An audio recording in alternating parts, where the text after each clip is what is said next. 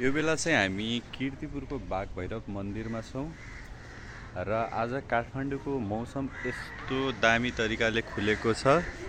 जम्मै यहाँ डाँडापाखाहरू जम्मै देखिएको छ। पुरै भक्तपुरको डाँडाहरू पनि जम्मै देखिएको छ।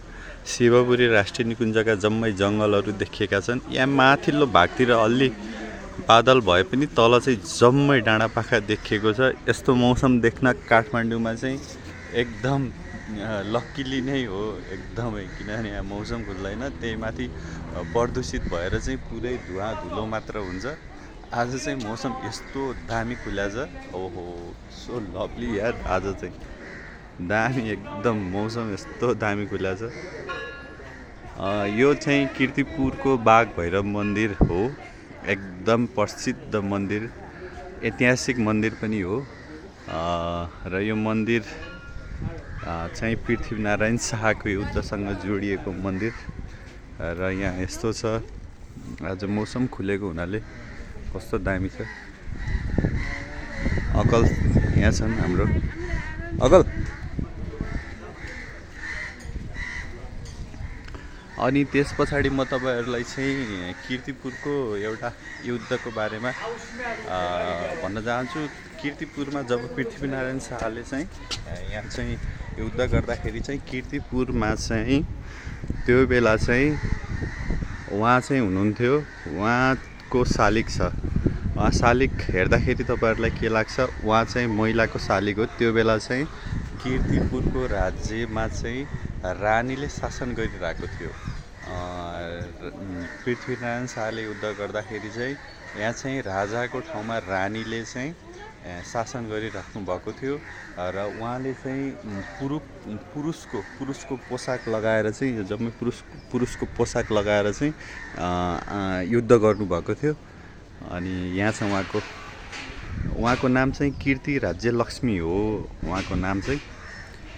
र यो हाम्रो चिया पसल हो, सायद कीर्तिपुरको त्यो चिया पसल, त्यो यस्तो चिया पसल हो। त्यहाँ हामी बिहान र बेलुका जहिले पनि हो, लगभग जहिले पनि हो।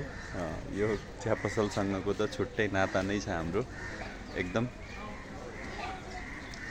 आज मौसम दामी खुल्या छ।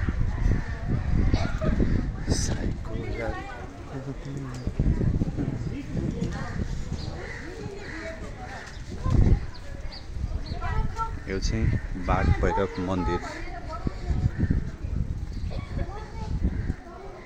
अनि यो मन्दिरको खासियत चाहिँ के छ भनेपछि चाहिँ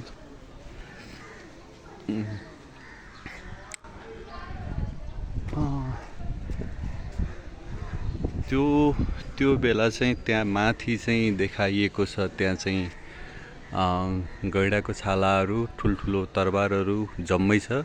त्यति बेला चाहिँ पृथ्वीनारायण शाहले चाहिँ यहाँ युद्ध गर्दाखेरि चाहिँ प्रयोग गरिएका सामग्रीहरू चाहिँ त्यहाँ झुन्डाइएको छ।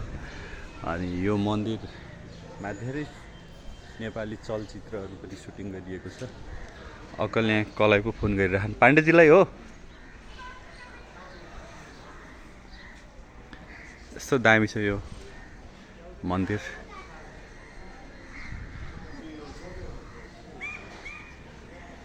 आज मौसम दामी खुल्या छ। अनि हाम्रो हामीलाई चाहिँ एकदम बेस्ट हुने मन्दिर चाहिँ माथि छ, त्यो चाहिँ सरस्वती मन्दिर हो। हामी त्यहाँ जान्छौँ, त्यहाँदेखि चाहिँ झन् यस्तो दामी भ्यूहरू देखिन्छ काठमाडौँको, कुरै छोडिदिनु, यस्तो मजा आउने होला आज।